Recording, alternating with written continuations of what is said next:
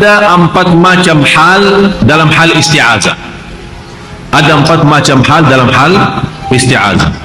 Yang pertama, kalau kita memulai baca dari awal surah, kita mulai dengan a'udzu billahi minasyaitan ar-rajim, baru bismillahirrahmanirrahim. Kecuali surah At-Taubah, karena surah At-Taubah tidak ada bismillahirrahmanirrahim. Kenapa tidak ada bismillahirrahmanirrahim? Karena isi surah At-Taubah Allah membukakan cerita orang-orang munafik. Jadi hal yang pertama dalam hal isti'azah, kita menawali bacaan kita, apa dalam salat maupun di luar salat. Contoh, kalau kita lagi dalam salat, habis takbir kan baca iftitah. Kadang-kadang saya mendengar habis Allahu Akbar, a'udzubillahi minasyaitanir. Atau kadang-kadang orang sebelum Allahu Akbar, a'udzubillahi minasyaitanir duluan. A'udzubillahi, bismillahirrahmanirrahim, Allahu Akbar. Isti'azah itu apalagi dalam salat untuk membaca Al-Quran. Dan hikmah daripada membawa isti'azah dalam bacaan salat di luar salat sama saja, agar kita berlindung kepada Allah dari godaan syaitan, waswas syaitan selama salat maupun selama kita baca. Jadi a'udzubillahi minasyaitanirrajim saat kita memulai baca. Ada sebagian besar ulama menwajibkan, ada yang menganggap sunnah, tapi lebih sempurna dalam hal baca. Kalau mulai baca a'udzubillahi minasyaitanirrajim, baru bismillahirrahmanirrahim. Ini hal yang pertama. Hal yang kedua, kapan boleh kita bawa a'udzubillahi minasyaitanirrajim? Hal yang kedua, kita membawa a'udzubillahi minasyaitanirrajim kalau kita membaca dari tengah ayat atau tengah surah. Misal, saya baca dari awal kan, a'udzubillahi minasyaitanirrajim, bismillahirrahmanirrahim, alif lam mim, dzalikal kitabu la raiba fihi hudan lil muttaqin. Terus kita baca 1 halaman, 2 halaman, 3 halaman, 4 halaman.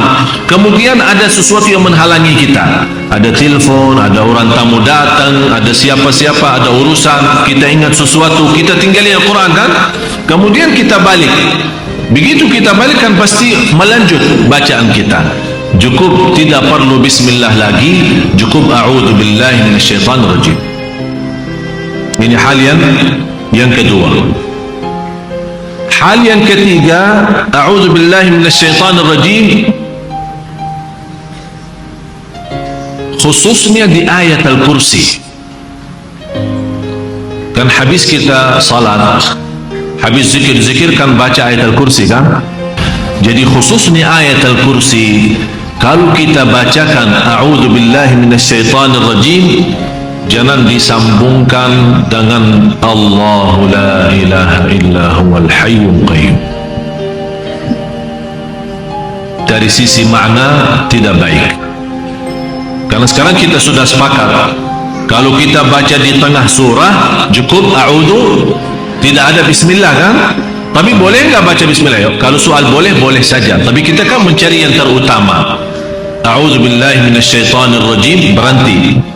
Allahu la ilaha illa huwal hayyul qayyum. Tapi kalau kita a'udzubillahi minasyaitanirrajim, Allahu la ilaha, berarti di sini kita berlindung kepada Allah sendiri, dari Allah sendiri. Jadi seolah-olah terlipat Allah sama syaitannya gitu. Berarti dari sisi makna tidak baik. A'udzubillahi minasyaitanirrajim, berhenti. Allahu la ilaha illa huwal hayyul qayyum, dan seterusnya. Kalau anda merasa belum mantap kalau tidak bawa bismillah, ya silahkan, tidak ada yang melarang baca bismillah.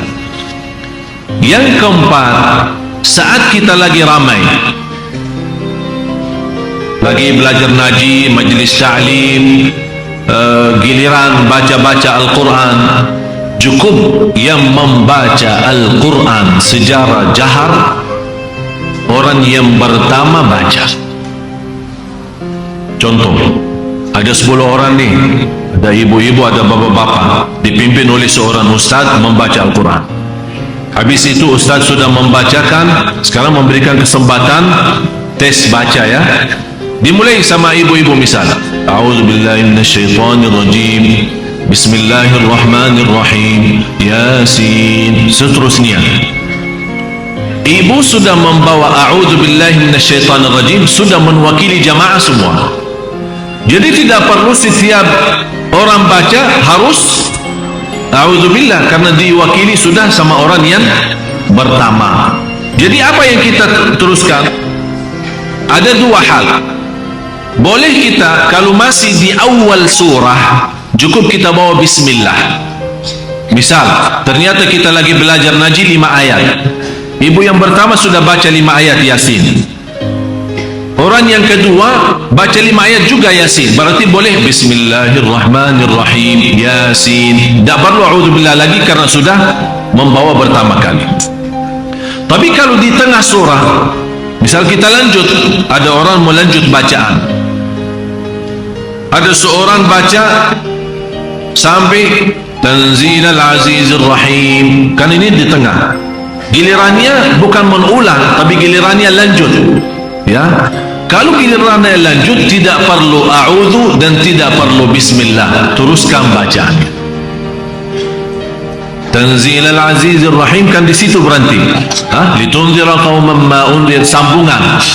Kalau kita sambung ayat tidak boleh dipotong dengan isti'adzah atau basmalah, karena kita masih sambung sampai selesai. Faham jemaah sekalian?